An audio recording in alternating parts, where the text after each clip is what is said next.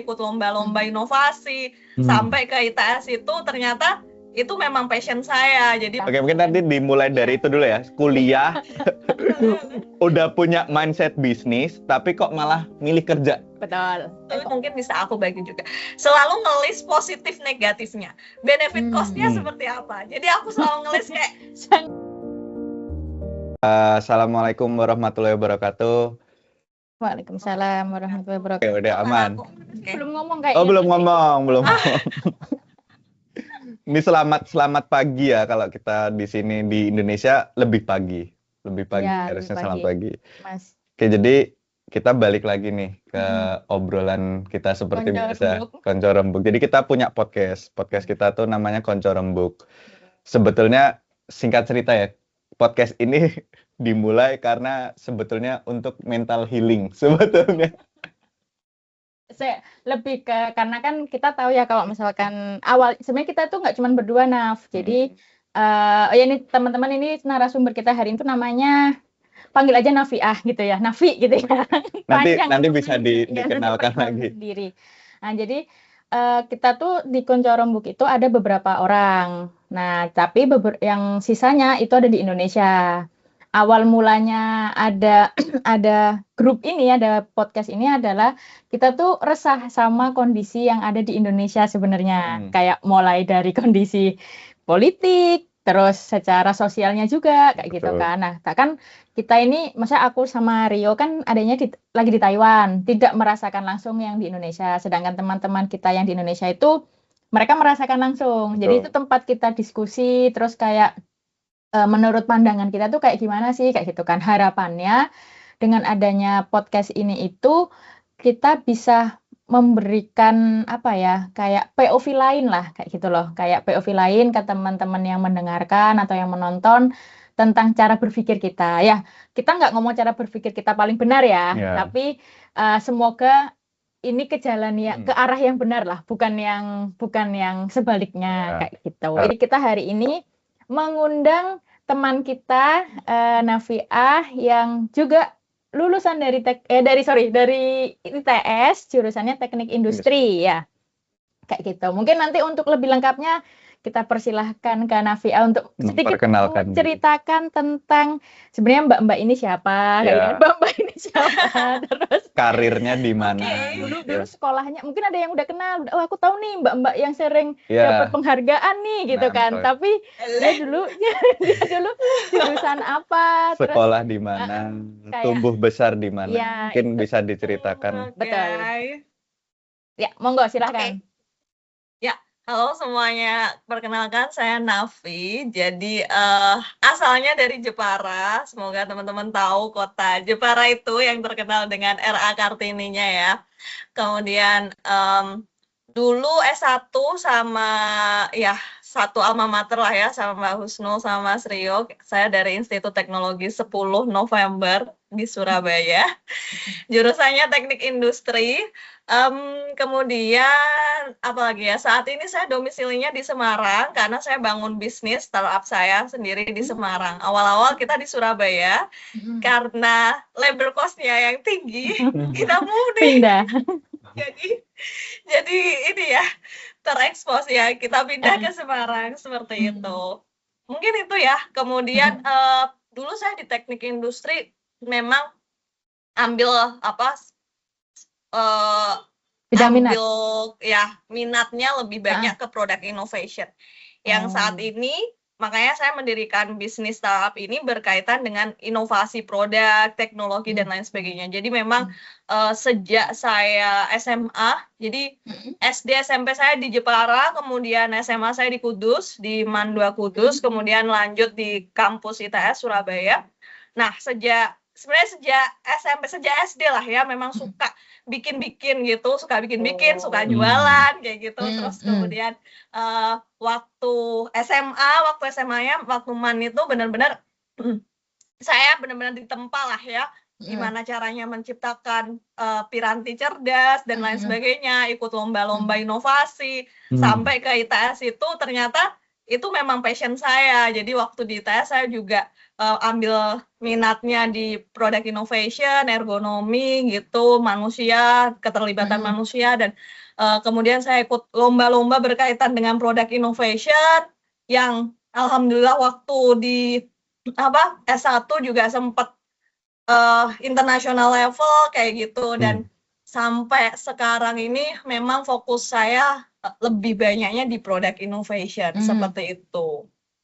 Terus mungkin langsung aja aku jelasin soal perjalanan karirku kali ya. Boleh. Oke. Jadi nanti kita tanya setelah itu ya. Ada pertanyaan menarik ini sebetulnya. Kayak ujian ya. Apa kita tanya dulu deh? Oh ya, kita sebenarnya ini ada sesuatu yang menarik. Tadi kan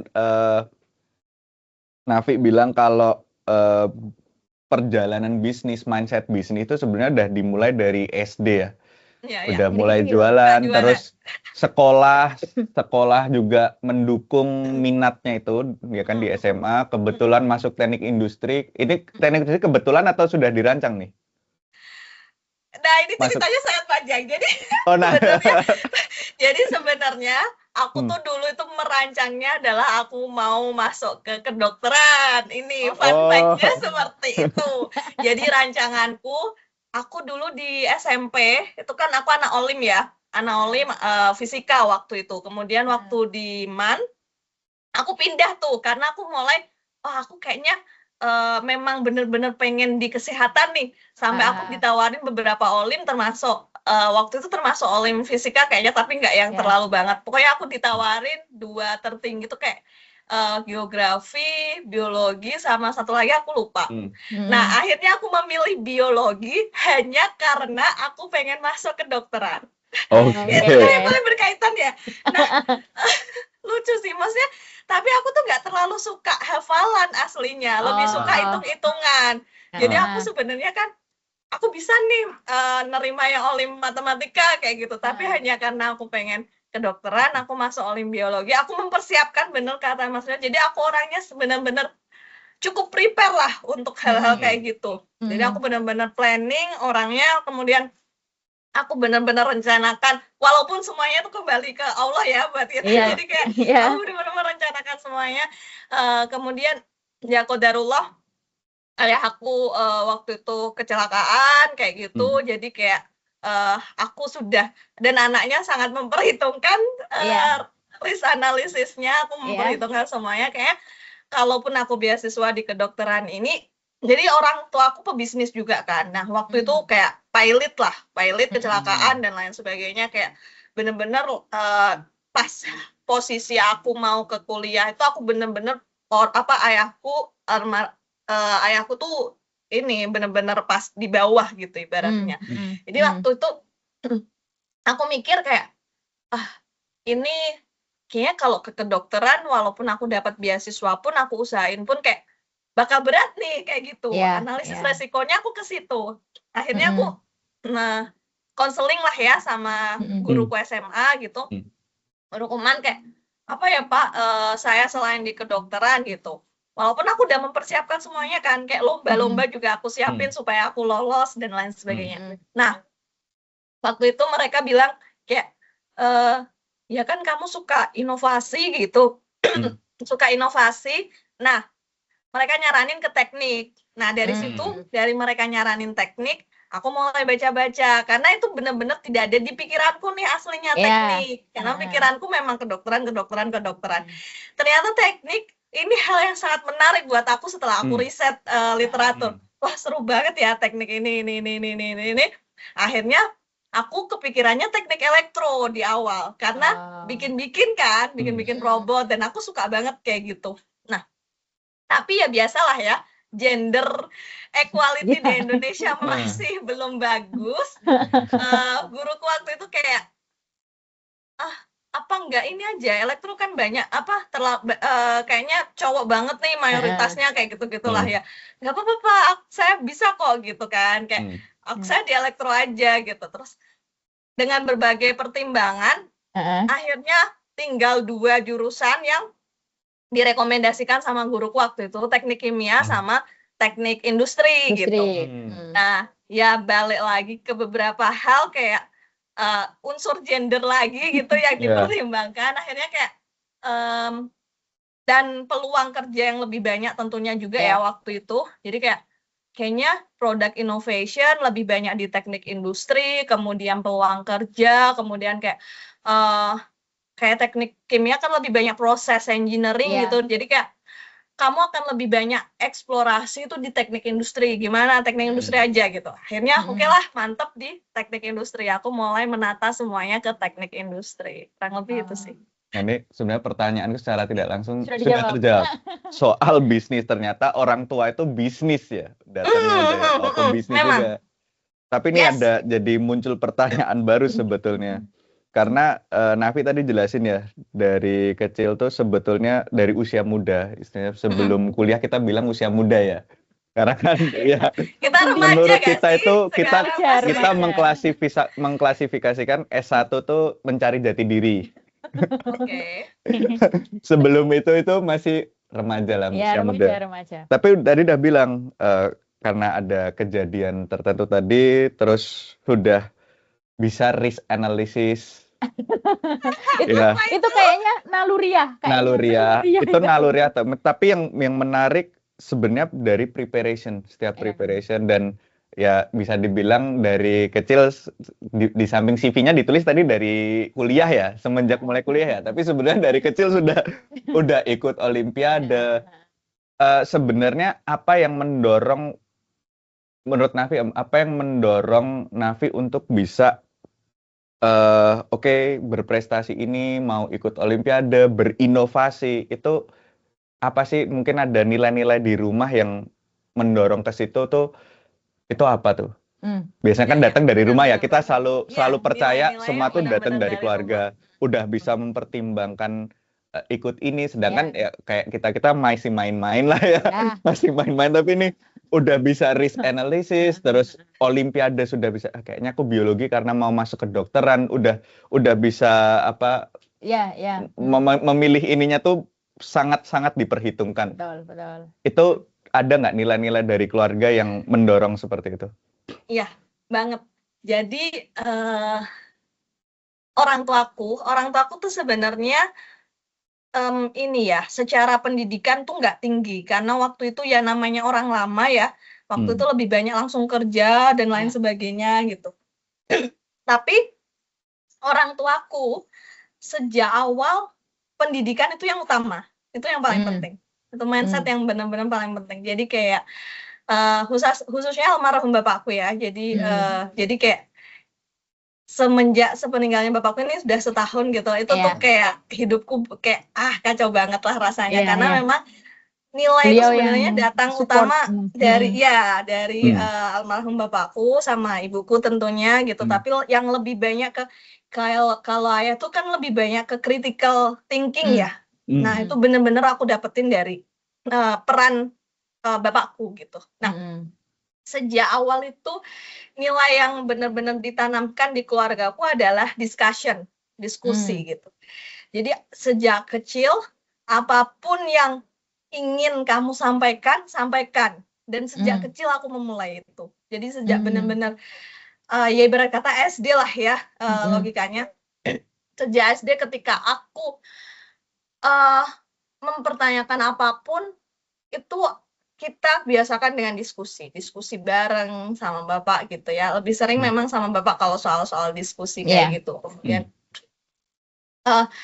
apapun kayak aku hari ini kayak gini, apa yang harus ini. Jadi kebiasaan diskusi tuh cukup kental di keluargaku gitu. Walaupun balik lagi sebenarnya tuh tergantung anaknya masing-masing ya gitu kayak misalkan nggak semuanya walaupun kita value keluarganya seperti itu nggak semuanya mau gitu tapi ya, ternyata itu cocok dengan aku yang memang ternyata aku suka banget dengan diskusi, membuka wawasanku, membuka pemikiranku, dan karena kebiasaan diskusi itu kayak memang dari kecil aku jadi suka membaca apapun dan karena bapakku dulu memang bisnis gitu, jadinya kayak mungkin itu salah satu sampai kayak nenekku juga gitu kan. Jadi tuh kayak salah satu hal yang nular di aku, jadinya kayak Oke. apapun waktu SD itu aku jual gitu. Heeh. Samarnya. Jadi kayak aku misal ya contoh kecil nih. Eh, Aku dapat dari keluarga yang lain gitu satu box makanan gitu ya. Nah, Kamu jualin sasetan. itu kan aku dapatnya gratis ya. ya. Aku jual di kelas, aku jual 500-an atau berapa pokok harga yang bersaing. Kadang-kadang aku jual yang harga yang malah agak lebih rendah dari biasanya. Tapi kan buat aku kan aku tetap untung kan, Iya. karena kan aku Karena dapetnya modalnya nol. Karena modalnya nol. Padahal mungkin Benar. itu dijual di bawah harga asli itu. Nah, jadi itu, jadi kayak setiap habis itu terus kayak aku ceritain, terus kayak nanti ada pola diskusi yang muncul baru lagi, kemudian oh berarti orang tuh, oh misalkan aku kayak harusnya kamu kayak gini-gini, oh berarti harusnya seperti ini ya, kayak gitu. Jadi itu kayak ngasah critical thinkingku sejak kecil ya, seperti itu. Jadi kemudian kedisiplinan juga. Jadi kayak misal nih, kayak aku telat gitu ya, ya udah itu bagaimana aku handle permasalahanku itu. Jadi nggak akan dibantu sampai aku, aduh ya apa ya ini, kayak aku sampai minta tolong gitu. Jadi kayak ya aku salah, aku nggak akan ngulangin itu. Jadi critical thinking, problem solving tuh kayak sejak kecil kita diajarin itu, dibiasakan itu. Jadi ketika termasuk itu nyambung ke preparation tadi. Jadi ketika aku maunya ini, aku akan berpikir gitu kan, aku harus seperti apa sih menyelesaikan masalah ini dan mempersiapkan ini. Karena discussion tadi sih, budaya yang memang dan critical thinking ya, yang memang sejak kecil aku dibiasakan itu, kemudian problem solving-nya, kita tanggung jawab dan lain sebagainya. Wow. Kita cuma mantap. Sebenarnya menariknya peran orang tua itu sangat penting, itu real. Iya, ini menariknya karena setiap obrolan kita selalu uniknya ya, orang-orang yang kita pernah ngobrol bareng punya kebiasaan yang sama di keluarga. Itu yang menarik. Itu yang menarik. Iya, dan ini sih, maksudnya ini untuk aku sedikit meresum ya, maksudnya meresum dan melihat yang lain, kayak kan tadi Nafi bilang kalau keluarganya itu sangat suportif sekali kan untuk Nafi bisa tumbuh sampai kayak jadi sekarang gitu kan. Dan mungkin untuk beberapa teman-teman pendengar atau penonton mungkin tidak seberuntung kami yang keluarganya itu sangat suportif gitu kan. Tapi kan kita tuh tidak, aku tuh dulu pernah, aku juga ini sedikit share ya. Jadi dulu tuh pernah kayak cerita ke guru BK aku gitu kan. Karena kan kalau waktu sekolah itu kan apa ya? Orang tua teman itu terlihat lebih menarik daripada orang tua sendiri. Ya, selalu ya. Selalu. Dulu itu mikirnya gitu. Masih zaman-zaman SMP SMA itu kan kayak orang tuanya dia kaya nih, orang tuaku kok enggak, kayak gitu loh. Dia dibelikan HP, dibeliin motor, kok aku enggak. Kita ngasih pemikiran bocil kayak gitu kan. Nah, terus aku waktu itu sempat cerita ke guru BK aku. Terus guru BK aku tuh cuma bilang gini, waktu itu menurutku tuh kayak, oh iya benar juga, kayak kita itu tidak pernah bisa memilih mau lahir dari keluarga yang mana, ya kan? Emang kita nggak pernah bisa milih, ya kan? Itu Allah yang menentukan. Tapi yang kita bisa lakukan adalah, dulu guru BK bilang gitu kan, tapi yang bisa kamu lakukan adalah sekarang keluargamu memberikan kamu apa, manfaatkan sebaik mungkin. Kalau orang tuamu nggak bisa membantu kamu yang harus membantu orang tuamu. Mungkin orang tuamu tidak sekolah setinggi kamu sekarang sampai SMA. Waktu itu aku SMA. Mungkin orang tuamu cuma sampai SD doang, pemahamannya belum sebesar kamu. Jadi yang harus memahami sekarang adalah kamu nggak bisa mengubah orang tuamu, tapi kamu bisa mengubah gimana caranya kamu ke orang tuamu dengan situasi rumah dan kawan-kawan, kan gitu ya. Bagaimana kita bersikap di rumah. Betul. Nah, terus kalau dari ceritanya Nafi kan sebenarnya sekarang adalah kita tidak bisa mengutuk atau mengeluh tentang orang tua kita, tapi ayo kita usahakan untuk menjadi orang tua atau kakak-kakak yang bisa mensupport generasi di bawah kita, kan kayak gitu. Misalkan memang kayak masih belum punya anak atau belum berkeluarga, ya nggak apa-apa, kan masih ada kayak junior-junior kita, adik kelas kita yang kita bisa bantu mereka untuk menumbuhkan critical thinking, apa tadi kayak Nafi ini pegawai. Oh ya, Pegawainya. ini sekarang bisnis jadi Ya, pegawainya itu employer ya. Heeh. Jadi Kalau employee-nya. kayak kita di akademisi berarti adalah kok akademisi Murid-murid. di ini jadi kayak junior kita, murid-murid kita kayak gitu. Menurutku itu yang poin penting ya, kayak yang kita dapatkan bukan kita mau membandingkan antar keluarga, bukan ya guys. Jadi kita mengambil nilai apa sih yang diterapkan oleh keluarganya dan kita bisa ambil untuk kita terapkan kayak gitu. Oke. Yes, Terus yes, ini ya, benar. kita sebenarnya untuk menjawab karirnya sebenarnya sudah terjawab sebenarnya Iya. kenapa berkarir seperti ini. Tapi yang menarik kita skip dari kuliah ya karena teknik industri. Terus kan sempat kerja nih di Sebelum mana kerja bisnis di aku kerja. Triputra ya. Triputra Group. Triputra Group. Karena kita kadang salah sama Tripatra ada dua. Iya. Iya. Triputra ini Bisa yang diceritain nggak? Astra Group lah miripnya. Bisa diceritain nggak setelah kuliah terus kenapa dari udah tahu nih punya wah aku punya bisnis core nih tapi tiba-tiba kok setelah lulus bekerja. Oh iya. Itu Benar ikut sekali. tren atau gimana tuh? Sama ini Naf kan kalau kamu ini kan si narasumber kita kan mengirim CV nih ke kita. Ya. Terus kan juga selain bekerja, kamu juga mulai lecture di mana sih nih? Binus ya. Binus ya. Binus. Ya. Nah, ini gimana sih ini ceritanya mulai kamu kerja di Tripatra, terus apa gimana Triputra terus lecture baru habis dibahas. Ya. Terus habis itu sampai ke founder and CEO-nya si Krusty. Bacanya gimana sih Krusty kan ya? Krustea, karena kita dari Krustea. Bener kan? Karena Dari kan aku family. bilang. Iya. Dulu kita Iya. mikirnya ya kan dia cerita Krusty. Oh ini bisnis minuman nih. Dia ngomongnya Krusty. Terus kirim kok baca kok masalah tambak. Ini kayaknya dari Krustea deh. Iya, Krustea. Ya, Benar, mohon maaf ya. Krustasian. Biologi kurang ini memang. Makanya masuknya ke teknik fisika. Oke, mungkin nanti dimulai dari itu dulu ya. Kuliah udah punya mindset bisnis tapi kok malah milih kerja. Betul. Kok mulai kerja? Kan kerja Oh, iya, di iya, betul. Triputra dulu ya. Benar. Ya, monggo. Benar Mas Rio. Ya, itu juga sih kayak kenapa ya aku udah dari kecil udah kayak bisnisku udah di atas rata-rata nih jualan apapun. Mindset penjual ini udah sangat melekat di otak nih. Bahkan dari modal nol aja bisa dijual ya. Nah, waktu itu aku mikirnya adalah aku mencari fun fact ya, zona aman. Oke. Jadi zona aman ini benar-benar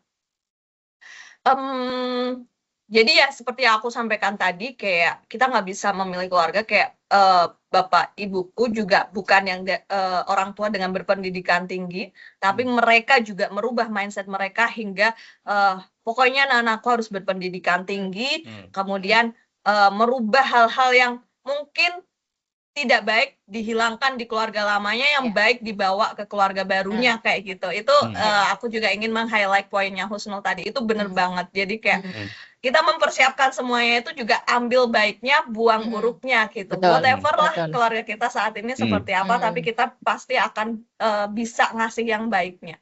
Nah, balik lagi ke pertanyaan tadi. Karena aku mencari zona aman, jadi waktu itu aku benar-benar teknik ya, orang engineering, ya samalah kita gitu. Mindsetnya adalah kita pasti orang-orang yang terbiasa untuk istilahnya itu kita pasti ingin ngasih kebermanfaatan ke orang gitu kan. Tapi jangan sampai kitanya sendiri ini nggak aman gitu loh. Nah, itu yang memang sebelum aku lulus, aku tidak memilih langsung berbisnis. Itu poin pertama. Memang ya realistisnya zona aman. Yang kedua adalah aku ingin belajar terlebih dahulu di perusahaan-perusahaan besar sebelum aku membangun bisnisku. Kayak tadi aku mempersiapkan, aku selalu dalam hidupku, ini hal yang menurut aku mungkin bisa aku bagi juga, selalu ngelis positif negatifnya, benefit cost-nya seperti apa. Jadi aku selalu ngelis kayak aku mau bangun bisnis, positif negatifnya sesimpel itu. Positif negatifnya ketika langsung seperti apa setelah lulus, dibanding compare ke aku ketika mau bekerja, positif negatifnya seperti apa. Dan ternyata aku lebih banyak menemukan positifnya ketika aku bekerja terlebih dahulu, teman-teman. Jadi ketika aku bekerja terlebih dahulu, aku bakal dapat banyak positifnya. Salah satunya adalah aku bisa mengetahui semua proses bisnis dari awal ke akhir. Orang membangun bisnis sampai sebesar itu seperti apa, aku jadi tahu. Orang bagaimana kita, dan memang sejak awal aku makanya maunya adalah bekerja di perusahaan besar. Aku nggak mau di perusahaan kecil. Jadi itu memang mimpiku seperti itu, karena tadi aku harus dapat pembelajaran sebanyak-banyaknya dari perusahaan itu. Dan waktu itu aku memilih perusahaan swasta multinasional ya, kita maksudnya tetap, karena dari perusahaan swasta itu aku bisa belajar lebih banyak dibanding BUMN maupun government, pemerintah gitu, karena kompleks banget kan perusahaan swasta. Mulai karena aku di teknik industri diajarin kan sebelumnya bagaimana membangun perusahaan, itu aku udah diajarin di teknik industri. Jadi di teknik industri kita ada mata kuliah yang memang bagaimana sih seorang engineer industri, teknik industri ini bisa membangun satu perusahaan dari awal sampai akhir, sampai benar-benar ke tangan customer tuh seperti apa. Nah, dari situ aku ingin membuktikan nih, benar nggak sih apa yang aku pelajari secara teori ini dengan praktikalnya sama atau enggak. Menurut aku sih orang-orang teknik, basic teknik pasti ingin selalu mempertanyakan kebenaran di realitanya seperti apa gitu kan. Kayak teorinya ini benar nggak sih di realitanya seperti ini. Nah, aku termasuk yang seperti itu. Hingga akhirnya kayak, oke, aku mantep bekerja dulu, aku cari perusahaan multinasional. Waktu itu sebenarnya aku tidak langsung menargetkan Triputra ini. Sebenarnya aku ingin oil and gas lah ya, pasti. Yang tadi menjawab zona aman, sangat aman ya. Zona sangat aman. Kemudian yang kedua menjawab juga terkait dengan pembelajaran sebanyak-banyaknya, karena pasti multinasional company kan mereka rata-rata juga. Jadi, tapi karena pertimbangan orang tua juga, jadi apapun itu ketika aku memutuskan sesuatu, aku juga selalu tadi balik lagi budaya diskusiku akan masuk lagi. Jadi aku akan mendiskusikannya ke orang tua, ke bapak ibu. Jadi kayak ketika aku memilih ini, hingga akhirnya kayak jawaban mereka adalah pilih yang kalau bisa deket rumah gitu, karena kampusnya dulu lumayan jauh kan. Aku di Jepara, untuk menempuh ke Surabaya nggak deket gitu. Jadi kayak akhirnya kayak oke, karena diminta deket rumah berarti possibility-nya adalah di Jawa Tengah. Possibility paling besar lagi adalah di Semarang. Jadi aku mencari perusahaan-perusahaan yang perusahaan besar, tapi dia ada perusahaan besar yang memang kayaknya ini ada di anak perusahaannya di Jawa Tengah kayak gitu, walaupun belum riset sebanyak itu. Jadi fokusnya aku memang mulai mendaftarnya adalah ke perusahaan-perusahaan itu yang harus menjawab 2 poinku yang tadi, zona aman masuk, kemudian aku harus dapetin pembelajaran sebanyak-banyaknya sebelum aku memulai membangun bisnisku. Tapi bisnisku ini tuh aku udah merencanakan gitu. Justru yang nggak ada itu sebenarnya karir di dosen gitu ya. Itu jadi nanti aja lah. Nah, jadi kayak bisnis aku ini karena tadi bener kayak kata Mas Rio, aku udah sejak SD gitu berjualan, kayak aku mulai sudah berpandangan jauh. Aku tipikal orang yang cukup jauh gitu mandangnya gitu. Kayak aku sangat suka berbisnis, tapi nggak sekarang. Tapi aku mau harus buka lapangan kerja, itu tekadku. Jadi aku harus buka lapangan kerja, tapi waktu itu aku memang belum menentukan kayak kapan ya aku harus buka lapangan kerja, tapi aku harus buka lapangan kerja. Kemudian setelah masa-masa ngerasain kerja, dan aku daftar Triputra Group, awalnya Astra Group kan, karena kayak Astra kok gak ada di Jawa Tengah. Akhirnya aku milih yang memang sama banget ya, Triputra Group, karena dulu CEO-nya itu foundernya Astra, pemiliknya Triputra Group itu dulu CEO suksesnya Astra gitu. Jadi semua budaya dan lini bisnis semirip itu. Akhirnya aku daftar, ternyata adalah benar di Semarang. Itu juga aku one shot juga. Jadi satu kali ini, karena menurut aku ketika kita sudah menempatkan posisi kita tadi prepare, kemudian kita kuatnya di mana dan lain sebagainya, itu kita bisa memperhitungkan peluang kelolosan. Di balik semuanya adalah rezeki itu Allah yang atur pasti, tapi kan kita tetap berusaha ya. Nah, akhirnya aku satu hari itu seleksiku tetap seleksi pusat, jadi nggak seleksi Jawa Tengah aja, tapi seleksi pusat. Akhirnya nggak ada yang mau ditempatin di Jawa Tengah karena aku udah feeling kayaknya ini jarang ada yang mau ditempatin. Akhirnya aku ditempatin di situ, masuklah lewat jalur manajemen training. Oh iya, salah satu hal yang memang aku dulu persiapkan juga, aku udah riset kan, baca-baca kayak apa sih yang kiranya jalur apa yang kiranya aku bisa dapat pembelajaran sangat banyak. Nah, itu waktu zamannya kita kan MT udah mulai merambah di mana-mana ya, manajemen training, graduate training dan lain sebagainya sebangsanya itu. Aku baca kurikulumnya sampai segitunya, oh aku dapat nih kayak gini. Bakal dapat banyak nih, aku yakin bakal dapat banyak pembelajaran dari sini karena aku bakal dapat sekolah dulu, OJT dan lain sebagainya, dan ternyata benar gitu.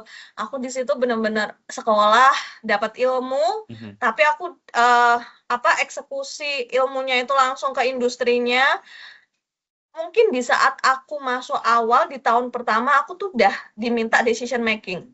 Beda sama teman-teman yang jalurnya, menurut aku ya jalurnya nggak MT atau jalur staff itu kadang kan lebih ke diperintah aja kan. Tapi kalau kita benar-benar ngasah kritikal lagi, kemudian kamu harus ngambil keputusan seperti apa. Walaupun ada plus minusnya, pasti kita akan dibenci banyak orang karena anak baru masih muda langsung diminta untuk ngelit mimpin banyak gitu.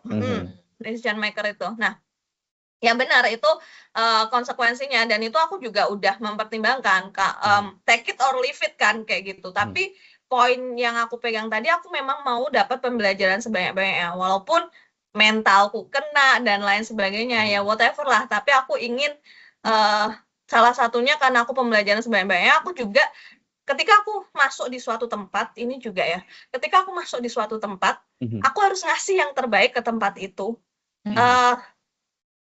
Karena ketika kita ngasih yang terbaik ke tempat itu, hidup kita tuh gak sia-sia. Itu yang aku yakini. Jadi apapun itu, kayak ketika sekolah, ya memang harus ngasih yang terbaik semaksimal mungkin gitu ya.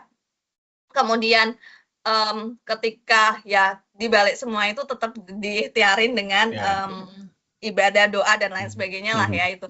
Nah, tapi ketika aku diterima itu, aku juga sudah tekad dari awal bahwa aku akan ngasih yang terbaik untuk perusahaan ini gitu. Jadi aku tidak, aku orangnya termasuk tadi karena sejak awal mental bisnisnya udah di otak banget.